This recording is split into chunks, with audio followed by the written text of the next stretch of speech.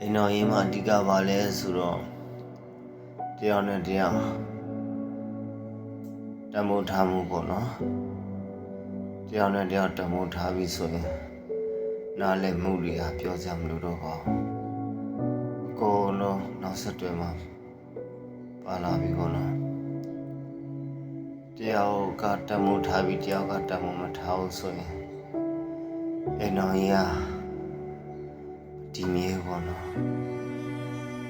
ဘယ်လိုမတည်မြဲလဲဆိုရင်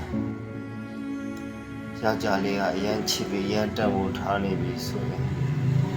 အချစ်ခံရတဲ့မိန်းကလေးတတ်ဖို့ထားရတဲ့မိန်းကလေးကငါ့ချစ်တာပဲငါ့တတ်ဖို့ထားတာပဲဆိုပြီးတော့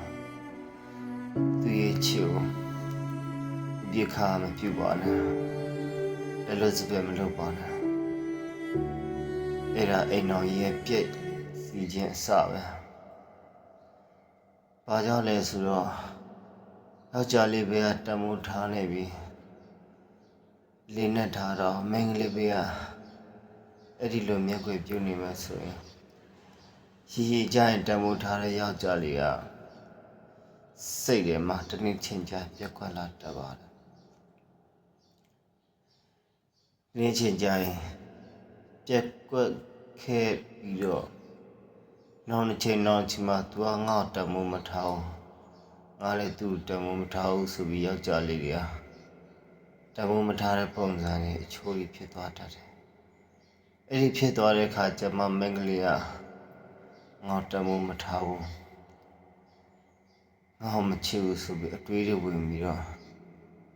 တရားနဲ့တရားစကားများပြီးအိမ်တော်ကြီးပြိုကွဲကြတာမှန်တယ်ဆိုရင်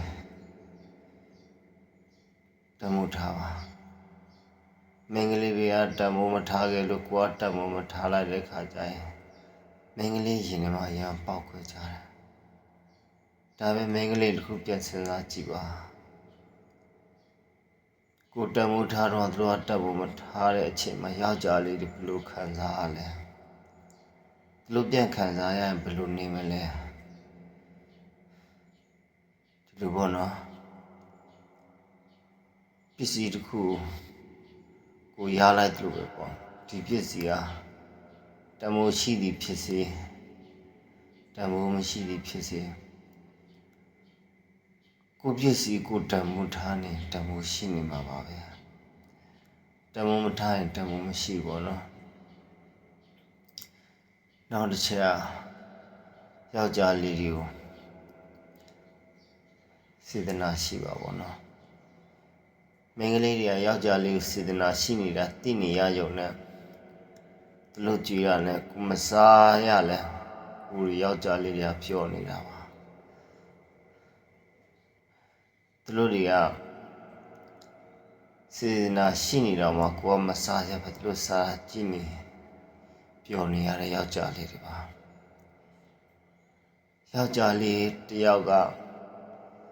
စားချင်တဲ့အရာစားတော့မယ်ဟေးဆိုတော့မိန်းကလေးတွေကကိုယောက်ျားတယောက်စားမယ်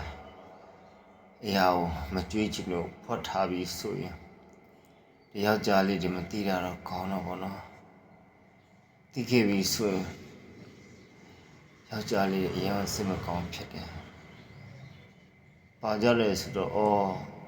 ငါပင်မဘာနဲ့ငါစေတနာရှိတော့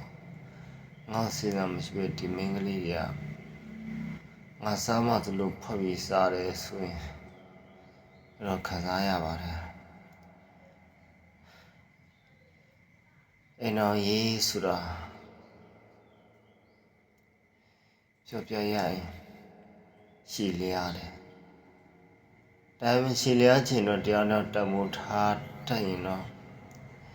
အများကြီးပြောစရာမလိုဘူးလေအရာရာအားလုံးအဆင်ပြေသွားမှာပါညီကိုချုပ်စကားတော့ဒါပါပဲကျွန်တော်ဘာမှမပြောချင်တော့ပါ